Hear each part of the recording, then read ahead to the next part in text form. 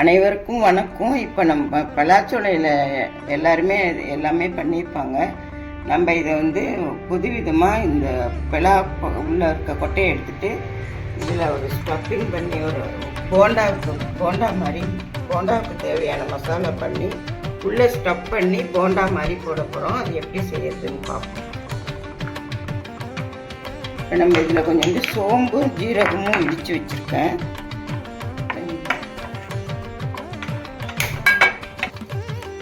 சோம்பு ஜீரகம் கொஞ்சமாக இடிச்சு போட்டுக்கலாம்.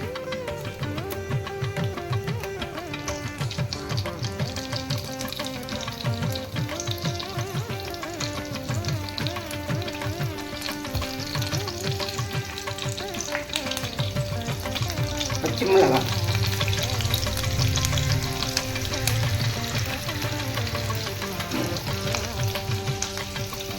வெங்காயம்,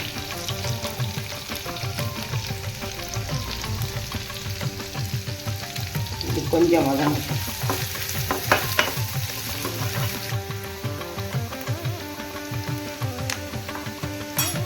இப்போ கொஞ்சம் இஞ்சி பூண்டு,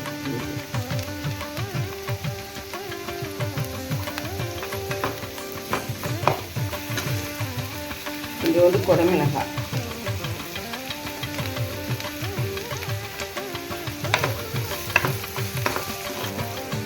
கேரட் சீவி,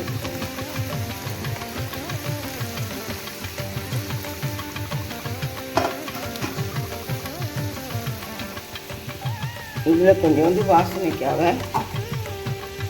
புதினாவும் போட்டுக்கலாம். நல்லா கிளி போட்டு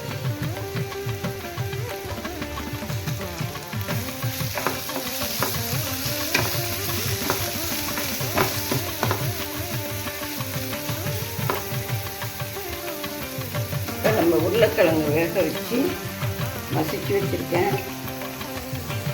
இந்த மாதிரி நல்லா மசிச்சு வச்சுருக்கேன். அதையும் அதில்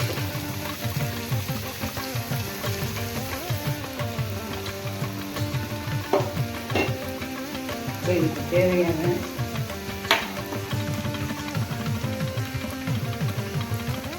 தனி மிளகாய், ஏன்னா அது கொஞ்சம் பலாப்பழம் ஸ்வீட்டாக இருக்கிறதால கொஞ்சம் காரம் இருந்தாலும் பச்சை மிளகாயும் ஒன்று போட்டுட்டேன்.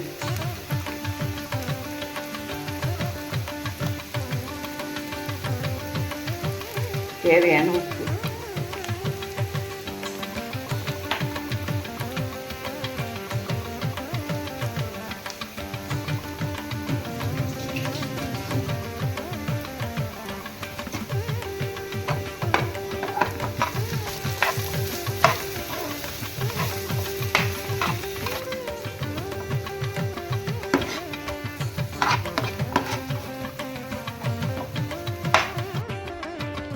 இப்போ நம்ம இந்த ஸ்டஃப் பண்ணி போடுறதுக்கு மாவு, கடலை மாவு கொஞ்சம் எடுத்துக்குவோம். ஸ்டஃப் பண்ணுறதுக்கு இது நினச்சி போடுறதுக்கு போண்டா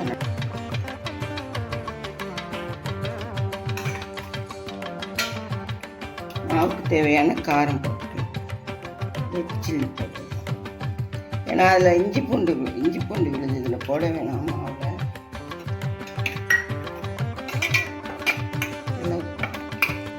மாவு பிசையணும்.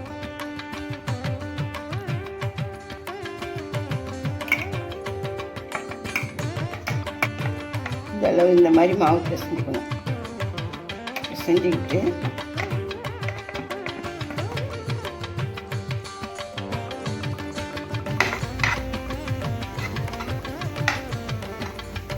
எண்ணெய் நம்ம வேண்டாம், நம்ம எண்ணெயில் தானே போட்டு எடுக்க போகிறோம். அதனால் அப்படியே இருந்தால் இதை நம்ம நிறுத்தி ஆற வச்சுட்டு இப்போ நம்ம இதில் கொஞ்சம் மல்லித்தலை லாஸ்ட்டாக நிறுத்துறதுக்கு முன்னாடி மல்லித்தலை,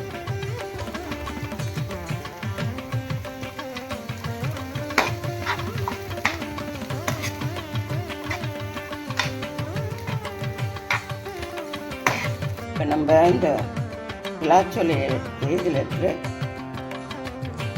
கொட்டையை எடுத்துட்டு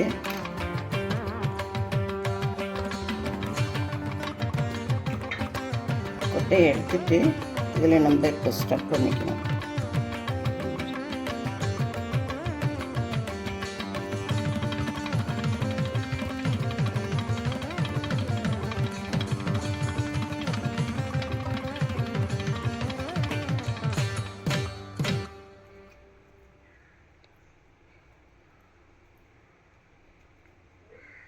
இது மாதிரி ஸ்டஃப் பண்ணிடணும்.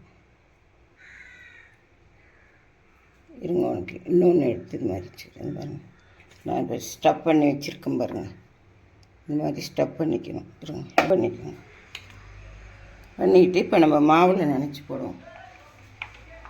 என்ன பண்ண இப்போ எண்ணெய் காஞ்சிடுச்சு. இப்போ நம்ம இந்த இதை வந்து இதில் நினச்சி போடுவோம். போண்டா மாதிரி போண்டா.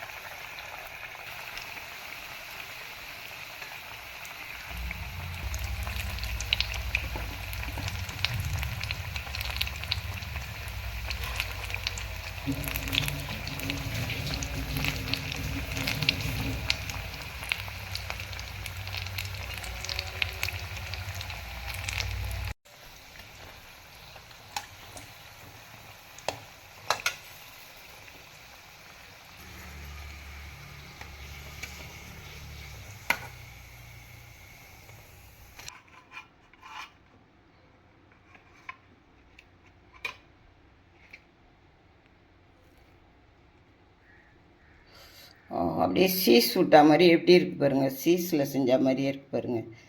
சூப்பராக இருக்குது பாருங்கள். எப்படி பலாப்பழ போண்டா அப்படியே சாஃப்டாக இருக்கும். சட்னி, ஒரு தேங்காய் சட்னியோடு சாப்பிட